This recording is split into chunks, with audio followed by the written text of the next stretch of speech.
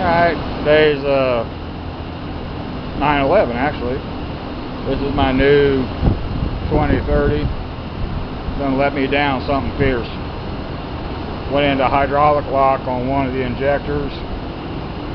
The input shaft to the injection pump is sacrificial, and it sacrificed.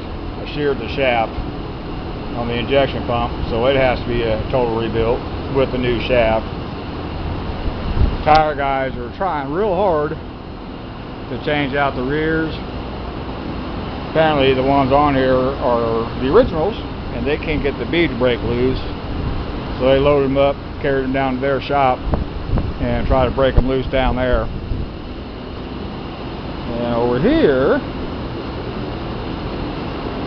got the new alternator in and wired. That's what I was trying to do, start the tractor forward, check the alternator, and never did get the damn thing run long enough. Along with the injection pump rebuild, I'm going to replace the fuel filter again, the fuel filter base. I didn't like the way it looked. Clean all the injection lines.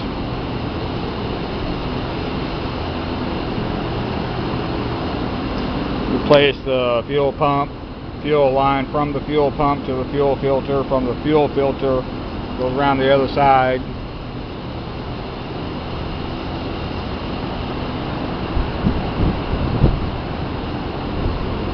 To the injection pump. So anyway, I've had worse things happen, but this is the first time I ever sheared a shaft on an injection pump, and probably 30 used diesel tractors and used diesel heavy equipment. Very first time, but shit happens. Anyway, that's all. Thank you.